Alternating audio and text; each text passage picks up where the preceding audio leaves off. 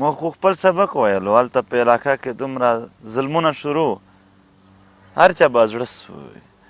دومره بېوسې و چې اجتماعي دعاګانې به وشوه چې یا الله قیامت راولې چې موږ ټول مړه شو دا قیامت چېرته ورک شوی دی ظلم دومره حد ته ورسېدو چې ماشومان مړه شول زنانه مړې شوې او داسې مرګونه چې صرف مرګ خو مرګ وي یا ډېر د ضلالت مرګ به و خپل د بچیانو او ماشومانو لاشونه به څو ورځې پس داسې په ډګرو یشي و خلکو به وراخستی نه شو ګرفې به وي بیا داسې وخت راغی چې د ژوند او مرګ فرق ستی ختم شو داسې هدیره او داسې کلی ژوندي د دغو په منځ کې فرق چې کله ختم شو دغې ټایم چې کله موږ چغه وکړله اواز مو وکړ بیا خو ټول خلک راغلل ما ته نه دي راغلي خپله ترجماني ته راغلي دي خپل وطن څخه خپل ځان څخه ظلم لرې کولو دپاره راوتلي دي دغه د پاکستان پوځ تاسو ظلمونه یادوئ پوښتنه دا ده چې ولې یې کوي موږ چې کله ورسره کینو دوی راته وایي زموږ ملک ستاسو ملک دی زموږ فوج ستاسو فوج دی د خبرې اوري زموږ فوج ستاسو فوج موږ په زموږ کې دوی نه شماروي نو ډېر وخت راځي ډېر کوښښونه وشول ډېرې هلې ځلې وشوې چې دا فاټا دی ستاسو پاکستان ته ورګډه شي دنیا خلک دا کوښښ کوي چې د ملک نه لرې شي او دا د دغې ایږي ملک ته چې ظلمونه یې پرې کړي هغې ته بیا ورتللو بیا هم نه منله بیا هم رکاوټ جوړ شو موږ اوس هم لا په دې پوښتنه کې یو چې موږ څوک یو او د ستاسو د غورځنګ خلاف پر ضد باندې وایي چې ځینې د ښو طالبانو یا د ښو وسلوالو غونډې روانې دي تر څو ستاسو غورځنګ کمزوری کړي تاسو څه معلومات شته څه مو اورېدلي که نه موږ نه دي اورېدلي موږ اورېدل هم نه غواړو ځکه چې موږ پروا نه ساتو د دې شي څه به کوي زیات دوی به څه وکړي زما به کور ړنګوي زموږ کورونه ډنګ دي چې کوم کسان را د وزیرستان کورونه ډنګ شوي دي څه به کوي زموږ بچیان به وژني په عادتي شوي یو ورسره اوس څه به کوي دوی به زموږ مشران بې عزته کوي مړوي ښه عادتي شوي یو اوس دا خبرې دي چې موږ دپاره نوي نه دي اوس زړه چودونکي نه دي اوس خو هره لمحه خپل ژوند زموږ دپاره زړه چودونکی دی ځکه چې د ټولو مشرانو بچیانو زنانه مرګونه موږ ته یادېږي څوک چې څه کوي هغې خپله مرضي موږ د انسانیت په خاطر د خپل وطن امن غواړو آیا د پاکستان پوځ یا اسټبلیشمنټ د قبایلو خاوره اوس بیا هم د امریکا پر ضد هم کاروي لکه په تیر کې چې د روس پر ضد باندې وکاروله نو دا دوی وایي چې موږ دا کړي دي د دوی جرنلان او دنیا هم دا وایي چې دغه استعمالیږي او موږ هم لیدلی دي چې هلته اوس هم دا واڼه کیمپ خوا دېخوا طالبان پراته دي هغه شنه شنه کارډونه یې ورته جوړ کړي دي افغانستان ته ځي او راځي او هلته حملې کوي نو دا خو ډېره واضحه خبره ده خو یو پوښتنه دا هم ده چې آیا پښتانه خپله نه ورغلو وسلوالو طالبانو سره ملګري سو که ستاسو فکر ماحول داسې ورته جوړ کړل سو چې د اسلام او افغانیت په نام باندې چې کومه ناره وشوله د طالبانو لخوا په خپل ځای باندې هغه ناره غلطه نه وه نه یو عام کاس دا ناره پیژندله خو دا ناره څنګه استعمال شوه خپل افغانان په افغانانو باندې خپل پښتانه په پښتنو باندې ووجل شو دا غلط کار وشو ډېر غلط کار وشو نور حریت هر چا اخیستی دی ازادي هر چا اخیستی دی هر څوک د کوشش کولی هم خو خپل پښتون وجل دا بیا دا نه ښکارېږي چې څوک ازادي غواړي څوک څه غواړي دلته استعمال خبره ده دا دوی خپل مني چې موږ استعمال کړي دي او پښتانه ورغلي دي ولې ورغلل ځکه پښتانه خو ساده خلک وو د جهاد په نامه باندې د افغانیت په نامه باندې راپورته شوي وو دغې خلکو په شا دوی خپل ایجنټان تیار کړل او دوی یې د خپلو مقاصدو دپاره استعمال کړل هلته افغان خلک پرې وژني دلته تا نه ولیدل د کوټې وکیلانو څه بد کړي وو کو چا خلاف یو ټوپک رااخیستی و هغه یې ووژل ای پي ایس بچیان یې ووژل داسې هلته یې په غږ کښې ماشوم د سکول د یونیورسټۍ بچیان ووژل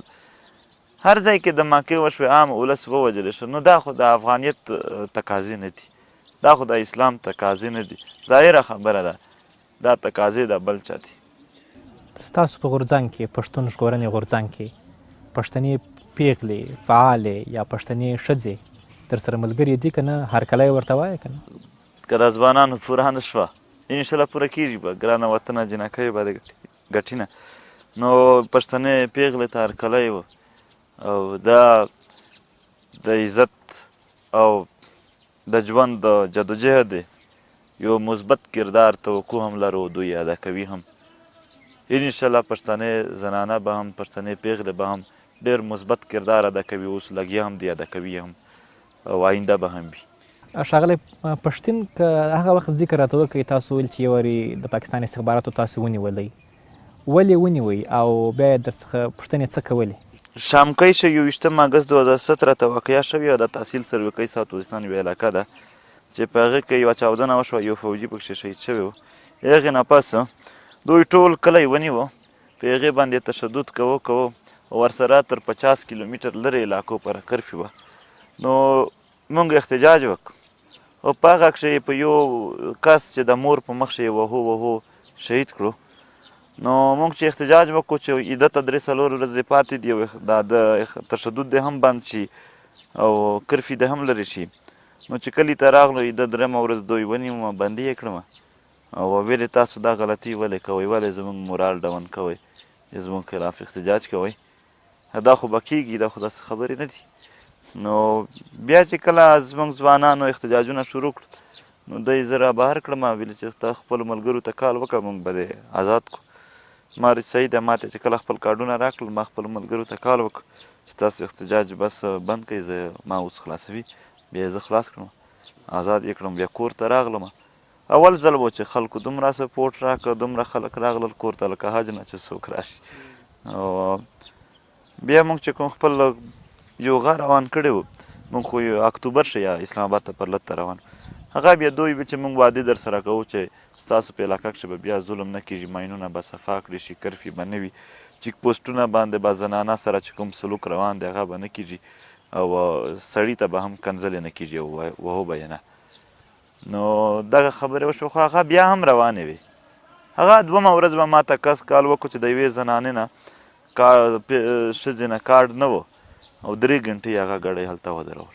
تاسو درته مځئ نو دغه مسلې بیا شروع وې چې اوس مو بل پر لت ورکړو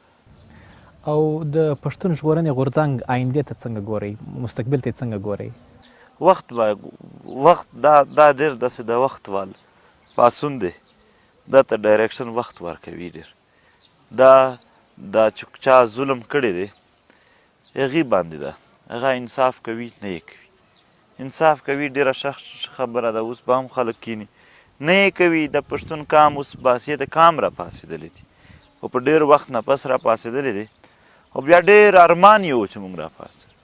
اوس دا به خپل ارمان مطابق ځي او وړاندې به ځي مخکې به چې څومره دوی سختېږي دومره به دا تحریک هم سختي راځي دا اوس هم دوی کارونه شروع کړي دي دلته کله نیټ راپسې بند کړي کله چیک پوسټ بند کړي کله څه وکړي کله دمکیانې شروع شي کله صحافیانو ته وایي چې لایو کوریج مه ورکوئ دوی خپلې چې کومې وړې حملې دي هغه شروع دي موږ خو پوره هم نه خلک یو موږ خو لا څه نه ورته وایو موږ خو لا اوس هم په خبرو کې صرف دوی پوهیو چې مه کوئ دا جنګ وهلي خلک دي هسې نه سره چیوز او لاس اچولو ته سره دا هم ځوانان دي دا هم لاسونه لري پښې لري ته به ټوپک لرې زور به لرې او دی به هم د ژوند نه تنګ وي ځان به در باندې ووجني خو درته ټیټ به نه شي نو انشاءالله غورځنګ به پښتون قام ته امن راوړي تر هغې پورې به شروع وي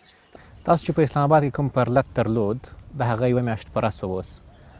د پاکستان لومړي وزیر سره چې تاسو کومې غوښتنې کړې وې او هغه در سره منلې وې چې په دې باندې به عمل کېږي څومره پې عمل سوی موږ غوښتنه وه چې روانور دې ونسي دوی ویل موږ به بھرپور کوشش کوو لا کوششونه لګیا دي خو نیولې نه دي چې کوم ایکسټرا جوډیشل کیلینګ دی عدالت نه لرې سترې محکمې نه لرې مرګونه دي هغې دپاره موږ د یو کمیشن غوښتنه کړې وه هغه لا نه دی جوړ کوم بېدرکه شوي کسان دي هغه